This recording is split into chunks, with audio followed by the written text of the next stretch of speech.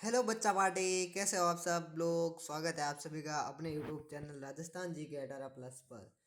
तो बच्चों, आज के इस वीडियो के अंदर हम कक्षा जो कि 11th का जो देखेंगे हम चैप्टर नंबर वन जो कि है लेखन कला और शहरी जीवन का करेंगे हम क्या। तो वन शॉट रिवीजन करेंगे। और वन शॉट के अंदर हम ये करेंगे कि ना एक वीडियो के अंदर है ना सारा का सारा चैप्टर है ना वो क्लास कर ले बाई नोट्स, यानी कि नोट्स के थ्रू। अब है ना यहाँ पर है ना कोई हम पीडीएफ या पीपीटी नहीं लेने वाले हैं, पीडीएफ नहीं पीपीटी नहीं लेने वाले हैं। हम है ना नोट्स के थ्रू है ना इसकी जो कि देखेंगे नोट्स। ये आप है ना चाहे तो इस ये ना है ना मतलब लिख भी सकते हैं, नोट डाउन भी कर सकते हैं। और चलो शुरू करते हैं इस वीडियो को।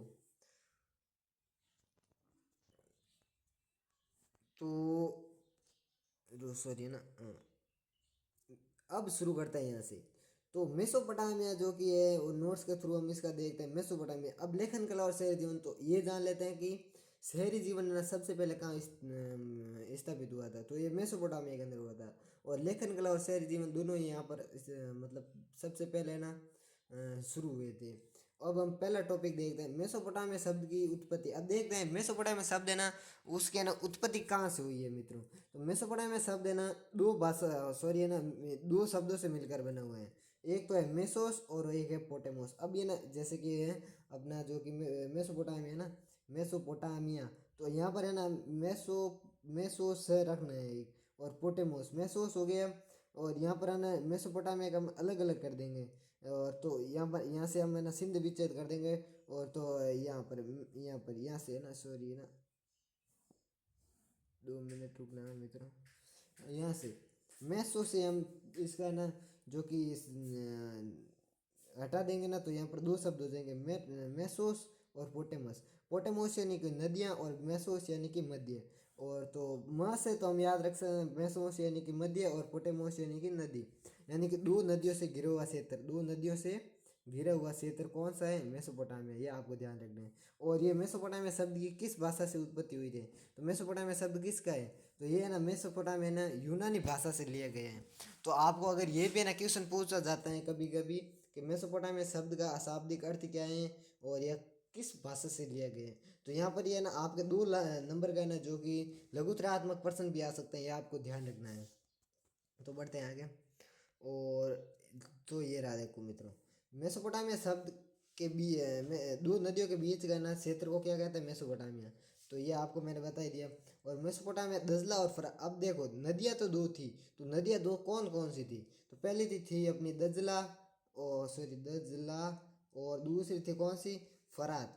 दजला और फरात दो नदियाँ थी, ये लिखा हुआ है यहाँ पर।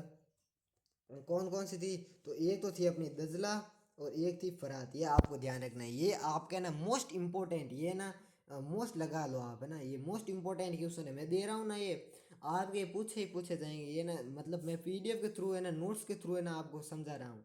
और आगे बढ़ते हैं। तो मेसोपोटामिया की स्थिति कैसी थी, और यहाँ पर या फिर कहाँ पर स्थित है वर्तमान के अंदर, तो वर्तमान में ना इराक गणराज्य का क्षेत्र है।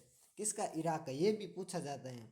ये मैं जो पहला यानी स्लाइड दिखा रहा हूँ ना, ये ना आपके ना जो कि कम से कम है ना 5 नंबर की हो सकती है एमसीक्यू के अंदर, क्योंकि ये अपना है ना चैप्टर है ना 10 से कम 10 नंबर का तो एक आने वाला ही है। और मैं ये कहता हूँ कि आप अगर इस वीडियो को देख लेते हैं तो आपको किसी दूसरे वीडियो को देखने की ज़रूरत नहीं है। आगे देखते हैं, मेसोपोटामिया के प्रसिद्धि के कारण, मेसोपोटामिया किसके लिए प्रसिद्ध था, तो ये है ना मित्रों पिछले है ना कुछ है ना वर्षों के अंदर भी पूछा जा रहा है क्वेश्चन जो कि 2 नंबर का आता है। तो ये आपको ध्यान रखना है। तो एक तो है संपन्नता, दूसरा है शहरी जीवन, तीसरा है विशाल है समृद्ध साहित्य, और चौथा गणित, और पांचवा खगोल विद्या। तो किसके लिए प्रसिद्ध था, तो यहाँ पर एक संपन्नता थी, शहरी जीवन यहाँ पर विकसित हुआ था, विशाल एवं समृद्ध साहित्य है यहाँ का, और गणित भी है और खगोल विद्या भी। अब है ना गणित और खगोल विद्या यहीं से शुरू हुई है मित्रों। और आगे आगे बढ़ते हैं। तो अब है ना अब आती हैं भाषाएं। मेसोपोटामिया में बोली जाने वाली भाषाएं कौन कौन सी थी, तो सबसे पहला है ना सुमेरियन भाषा, जो कि सुमेरी जिसे कहते हैं, सुमेरियन भाषा बोली जाती थी। सबसे पहले कौन सी भाषा बोली जाती, तो सुमेरियन भाषा बोली जाती थी। और 2400 ईसा पूर्व, ये आपको ध्यान रखना, ये डेट है ना इसके ना आप ध्यान रख लेना। और 2400 ईसा पूर्व के पास आसपास है ना अक्कदी भाषा बोली जाती है। अब है ना ये 2400 ईस्वी लिखा आता है ना, तो ये गलत हो जाएगा, एमसीक्यू के अंदर भी आ सकते हैं। तो आपको ध्यान रखना है कि 2400 ईसा पूर्व के अंदर है, ईस्वी के अंदर नहीं है। यह आपको ध्यान रखना है। 2400 ईसा पूर्व के अंदर है ना कौन सी भाषा बोली जाती थी, तो अक्कदी भाषा बोली जाती थी। और 1400 ईसा पूर्व के अंदर कौन सी भाषा बोली जाने लगी, तो अरामाइक। तो अरामाइक भाषा बोली जाने लगी कब, तो 1400 ईसा पूर्व के अंदर। मेसोपोटामिया का भूगोल ये भी देखते हैं। तो पूर्वोत्तर भाग यानी कि अब जैसे कि मेसोपोटामिया ये यहाँ का है, तो ये हो गया उत्तर, ये हो गया दक्षिण, ये हो गया ना पूर्व, और ये हो गया पश्चिम। तो अब है ना पूर्वोत्तर भाग देखने, यानी कि यहाँ का भाग देख रहे हैं हम, यहाँ वाला भाग कैसा है वो हम देखते हैं यहाँ पर। तो पूर्वोत्तर भाग देखते हैं। पूर्व ये ना मैं लिखा रहा हूँ, आप है ना ये ना नोट्स अपने पास ये सब बना कर रख सकते हैं। तो पहला है पूर्वोत्तर भाग, जो कि हरे भरे ऊंचे नीचे मैदान भी हैं। यहाँ पर है ना हरे भरे ऊंचे मैदान है, और वृक्षाच्छादित पर्वत श्रृंखला, यानी कि ऊंचे नीचे मैदान भी है, और यहाँ पर है ना पर्वत श्रृंखलाएं भी हैं, पर्वत श्रृंखलाएं भी हैं। और स्वच्छ झरने और जंगली फूल, यहाँ पर पर्वत हो गए तो यहाँ पर सीधी सी बात है झरने भी हो गए ना। और जंगली फूल, हाँ तो यहाँ पर है ना मतलब हरे भरे ऊंचे नीचे मैदान है, और मैदानों के अंदर फूल होते हैं और जंगल भी होते हैं, तो जंगली फूल भी होंगे। और अच्छी फसल के लिए है ना पर्याप्त वर्षा, तो यहाँ पर है ना पर्याप्त वर्षा हो जाती थी, क्योंकि जंगल के कारण यहाँ पर है ना पर्याप्त वर्षा भी हो जाती थी। और यहाँ पर है ना अच्छी खेती भी होती थी। और जो कि है ना 7000 ईसा पूर्व से 6000 ईसा पूर्व के बीच है ना खेती के प्रमाण। तो ये आपको ध्यान रखना है कि सबसे पहले मेसोपोटामिया के अंदर कहाँ पर है ना खेती की शुरुआत हुई थी, तो ये अपने है ना पूर्वोत्तर भाग के अंदर हुई थी। और पूर्वोत्तर भाग के अंदर हुई थी, और कब हुई थी, तो 6000 ईसा पूर्व से लेकर 7000 ईसा पूर्व के अवशेष मिले हैं उसके। अब हम देखेंगे उत्तरी भाग को, कि उत्तरी भाग, तो उत्तरी भाग कैसा था, तो है ना उत्तरी भाग को देखते हैं। उत्तरी भाग में ऊंची भूमि पाई जाती थी, उत्तरी भाग में ऊंची भूमि पाई जाती थी, जैसे कि ना ये ऊंची ना पर्वतीय समझो हम। यहाँ पर स्टेपी घास के मैदान थे, यहाँ पर क्या थे, स्टेपी घास के यहाँ पर मैदान थे। और पशुपालन आजीविका का अच्छा साधन था। अब यहाँ पर है ना स्टेपी यानी घास के मैदान थे, तो यहाँ पर पशुपालन ज़्यादा होगा। और सर्दियों में की वर्षा के बाद है ना भेड़ बकरियाँ यहाँ पर उगने वाली छोटी छोटी झाड़ियों और घास से अपना भरण पोषण करती थी। तो अब है ना वहाँ पर सर्दियों के अंदर जो कि वर्षा होती थी ना, तो वहाँ पर है ना क्या होता था कि वहाँ पर भेड़ बकरियाँ ना उससे ना होने वाले है ना चारे से वो उसे ना स्टेपी क्षेत्र के ना स्टेपी क्षेत्र के, ये स्टेपी क्या होता है, तो ये घास का मैदान होता है, ये भी आप ध्यान रखना है। और यहाँ पर है ना इससे अपना भरण पोषण कर लेती थी। अब हम देखेंगे अपना पूर्वी भाग है ना, उत्तरी भाग तो हमने देख लिया। अब हम देखते हैं पूर्वी भाग। तो पूर्वी भाग के अंदर देखें तो दजला और उसकी सहायक नदियाँ ईरान की तरफ जाने के लिए परिवहन का अच्छा साधन थी। अब आपको बताया मैंने कि मेसोपोटामिया में दो नदियाँ कौन कौन सी थी, एक तो थी अपनी दजला और एक थी अपनी फरात। कौन सी थी, दजला और फरात।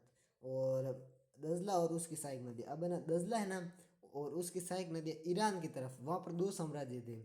एक तो था मेसोपोटामिया यहाँ पर था, और यहाँ पर था ईरान का साम्राज्य। तो अब मेसोपोटामिया से ईरान के तरफ जाने के लिए ना क्या था, तो वहाँ पर एक साधन था किसका, जल परिवहन का। और वो कहाँ है, कौन कौन सी थी, तो दजला और उसकी सहायक नदियाँ ना अच्छा है ना साधन थी जल परिवहन का, यह आपको ध्यान रखना है। आगे बढ़ते हैं दक्षिणी भाग। अब हम देखते हैं दक्षिणी भाग, ये आपको मोस्ट इंपॉर्टेंट लगा लेना है ये भी अपना ना।